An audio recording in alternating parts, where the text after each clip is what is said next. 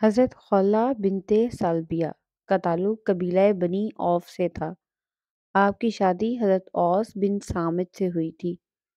اوس بن صامت مشہور صحابی حضرت عباد بن صامت رضی اللہ تعالیٰ عنہ کے بھائی تھے۔ حضرت اوس بن صامت بہت ہی بوڑھے ہو چکے تھے۔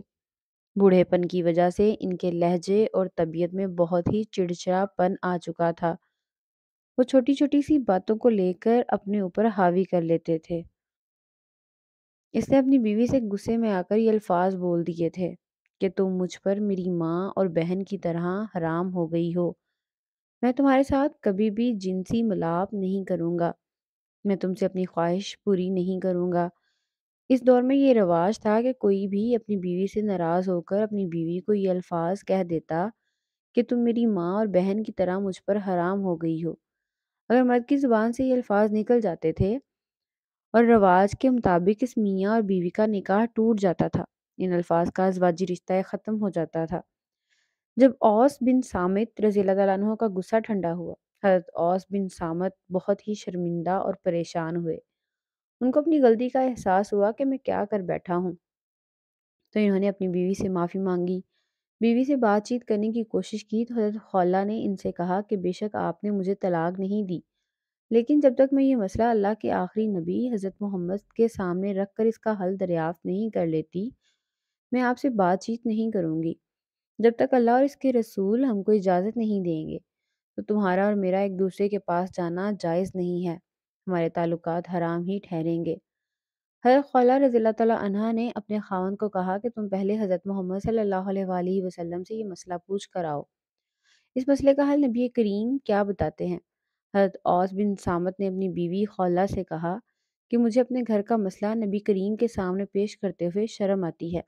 میں نبی اکرم صلی اللہ علیہ وآلہ وسلم کے سامنے یہ مسئلہ بیان کرتے ہوئے شرم محسوس کرتا ہوں۔ میں کس طرح سے جا کر آقائے دو جہاں کے سامنے اپنا مسئلہ پیش کروں؟ میرا تو یہی کہنا ہے کہ تم ہی نبی کریم کے پاس جا کر یہ مسئلہ پوچھ کر آؤ۔ ہو سکتا ہے کہ ہماری دوبارہ سے آپس میں مشاورت ہونے کی کوئی صورتحال بحال ہو جائے۔ لہٰذا حضرت خولہ نے حضرت عائشہ کے حجرے میں تشریف لے گئی۔ اس وقت نبی کریم بھی وہاں موجود تھے۔ حضرت خولہ نے سلام کیا تو نبی کریم نے سلام کا جواب دیا اور فرمایا کہ اے خولہ، کس کام سے آئی ہو؟ حضرت خولہ نے عرض کیا، یا رسول اللہ، آپ کو معلوم ہے کہ میرے شوہر میرا چچا زاد بھائی بھی ہے۔ وہ بہت ہی بوڑھا ہو چکا ہے۔ وہ ذرا ذرا سی بات پر چڑچڑا ہو جاتا ہے۔ میں اپنے شوہر سے بے پناہ محبت رکھتی ہوں۔ آج اس نے غصے میں آ کر مجھے کہا ہے کہ تم مجھ پہ میری والدہ کی طرح حرام ہو۔ خالہ نے عرض کی، یا رسول اللہ، مہربانی کر کے اس کا کوئی حل نکال دیں تاکہ ہم دونوں پھر سے ایک دوسرے کے لیے حلال ہو جائیں۔ لیکن نبی کریم نے ساری بات سننے کے بعد فرمایا، اے خالہ، اب تم ان پر حرام ہو گئی ہو۔ حضرت خالہ نبی کریم صلی اللہ علیہ وآلہ وسلم اس مسئلے پر کافی دیر تک باتیں کرتے رہے۔ جب انہوں نے دیکھا کہ نبی کریم نے فرمایا ہے کہ اس مسئلے کا کوئی حل نہیں ہے، اس کے بعد حضرت خالہ نے بہت ہی مایوس ہو گئی تھی۔ حضرت خالہ نے باوضو ہو کر اللہ سے دعا مانگنا شروع کر دی، یا اللہ، میرے خاوند اوس نے مجھے یہ الفاظ کہے ہیں، میں اپنے شوہر سے بہت ہی پیار کرتی ہوں، یا اللہ میرے لیے بہتر فرما، جو میرے حق میں بہتر ہو۔ میں نہیں چاہتی کہ میرے خاوند مجھ سے جدا ہو جائیں۔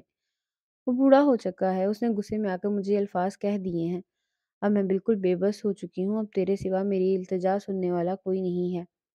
یا اللہ، ہمارے لیے کوئی ایسا راستہ نکال دے تاکہ ہم کو نبی کریم صلی اللہ علیہ وآلہ وسلم پھر سے ایک دوسرے کے لیے حلال قرار دیں۔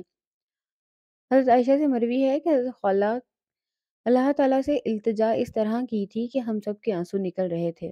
ہم سب گھر والوں نے بھی اللہ تعالیٰ سے دعا کرنا شروع ہو گئے تاکہ اللہ تعالیٰ حضرت خولہ کے مسئلے کا کوئی نہ کوئی حل نکال دے۔ ہم سب اسی کیفیت میں دعائیں کر رہے تھے کہ اللہ تعالیٰ کی طرف سے حضرت محمد صلی اللہ علیہ وآلہ وسلم پر حضرت جبرائیل علیہ السلام وحی لے کر حاضر ہوئے۔ حضرت محمد صلی اللہ علیہ وآلہ وسلم کی یہ حالت دیکھ کر حضرت عائشہ سمجھ گئی تھی کہ اللہ کی طرف سے کوئی وحی نازل ہوئی ہے۔ حضرت عائشہ رضی اللہ تعالیٰ عنہا نے حضرت خولہ رضی اللہ تعالیٰ عنہ سے کہا کہ خولہ، فکر مت کرو، اللہ تعالیٰ کی طرف سے وحی نازل ہوئی ہے، تم بے فکر ہو جاؤ، اللہ آپ کے مسئلے کے لیے کوئی حل نکال دیا ہے۔ حضرت عائشہ رضی اللہ تعالیٰ عنہا کی زبان سے یہ الفاظ سن کر حضرت خولہ پہلے سے بھی زیادہ غمزدہ ہو گئی تھیں کہ ایسا نہ ہو کہ اللہ کی طرف سے حکم آ جائے کہ حضرت خولہ اور اس کا خاوند ایک دوسرے سے پر حرام ہو گئے ہیں۔ ان کی طلاق ہو گئی ہے۔ لیکن نبی کریم صلی اللہ علیہ وآلہ وسلم کی کیفیت کچھ بہتر ہوئی تو حضرت خولہ نے حضور کریم صلی اللہ علیہ وآلہ وسلم کی طرف دیکھا تو نبی کریم صلی اللہ علیہ وآلہ وسلم مسکرا رہے تھے۔ حضرت محمد صلی اللہ علیہ وآلہ وسلم نے حضرت خولہ کی طرف دیکھ کر فرمایا، اے خولہ، اللہ کی طرف سے تمہارے مسئلے کا حل ہو گیا ہے۔ اللہ تعالیٰ نے حضرت جبرائیل علیہ السلام کے ذریعے مجھے وحی نازل کر دی ہے، اور وہ وحی اللہ تعالیٰ کے نبی کریم صلی اللہ علیہ وآلہ وسلم نے حضرت خولہ کو پڑھ کر سنائی۔ اس وحی کا ترجمہ کچھ یوں ہے کہ اللہ تعالیٰ نے اس عورت کی بات سن لی جو آپ کے ساتھ اپنے شوہر کے بارے میں جھگڑ رہی تھی، چونکہ حضرت خولہ ہی وہ عورت تھیں جو آپ سے اپنے شوہر اوس رضی اللہ تعالیٰ عنہ کے بارے میں بات چیت کر رہی تھی۔ حضرت خولہ رضی اللہ تعالیٰ عنہ نے ہی حضرت محمد کو کہا تھا کہ مجھے طلاق نہیں ہوئی ہے۔ یہی وجہ تھی کہ اس سورت کا نام بھی مجدالہ اور اس سورت کو شروع بھی اللہ تعالیٰ نے اس الفاظ سے کیا تھا۔ اس سورت کو سننے کے بعد حضرت خولہ کا یہ خوف دور ہو گیا تھا کہ نبی کریم نے حکم فرمایا تھا کہ حضرت خولہ کے شوہر کے الفاظ اطلاق کے زمرے میں آتے ہیں، لیکن اللہ تعالیٰ کی طرف سے ان کا معنی کچھ یوں تھا کہ ان الفاظ کا حکم طلاق کے لیے نہیں ہے، بلکہ اللہ تعالیٰ نے ان کے الفاظ بولنے کا کچھ کفارہ اور جرمانہ عائد کر دیا تھا۔ رسول اللہ نے فرمایا کہ اے خولہ، گھر جا کر اپنے شوہر کو کہہ دو کہ اللہ کی طرف سے وحی نازل ہوئی ہے کہ تمہارے ان الفاظ کا یہ کفارہ ہے کہ تم کوئی لونڈی یا غلام کو آزاد کر دو۔ حضرت خولہ نے عرض کیا، یا رسول اللہ، آپ بہتر جانتے ہیں کہ میرے خاوند کے پاس اتنی جائیداد نہیں ہے کہ وہ کسی کو آزاد کرے۔ پھر نبی کریم نے فرمایا کہ اے خولہ، اپنے خاوند سے کہو کہ 3 مہینے مسلسل روزے رکھ لے۔ حضرت خولہ نے عرض کیا، یا رسول اللہ، آپ کو تو پتہ ہے کہ میرے خاوند عمر رسیدہ اور بہت ہی کمزور ہیں، وہ روزے نہیں رکھ سکے گا۔ نبی کریم نے فرمایا کہ اگر وہ یہ دونوں کام نہیں کر سکتے ہیں تو ان کو کہو کہ وہ 60 مساکین کو پیٹ بھر کر کھانا کھلا دیں۔ حضرت خولہ نے عرض کیا، یا رسول اللہ، ہم بہت ہی غریب ہیں، اس سے یہ کام بھی نہیں ہو سکے گا۔ آپ نے فرمایا کہ اچھا، یہ بھی نہیں کر سکتے تو ان سے کہو کہ امام المنذر بن قیس کو میرے پاس بلا لائیں، ان سے کھجوریں لے کر 60 مساکین کو کھلا دیں۔ یہ سب کچھ سننے کے بعد خولہ رضی اللہ تعالیٰ عنہا اپنے گھر کی طرف چلی گئی۔ جب وہ گھر پہنچی تو آپ کے شوہر نے دریافت کیا، خولہ، نبی کریم صلی اللہ علیہ وآلہ وسلم کا کیا حکم ہے؟ حضرت خولہ نے فرمایا کہ نبی کریم صلی اللہ علیہ وآلہ وسلم ہمارے مسئلے کا حل بتا دیا ہے۔ آپ کا حکم ہے کہ امام المنذر بن قیس کو میرے پاس لے کر آؤ اور ان سے بعض شتر کھجوریں وصول کر کے 60 مساکین کو صدقہ کر دیں۔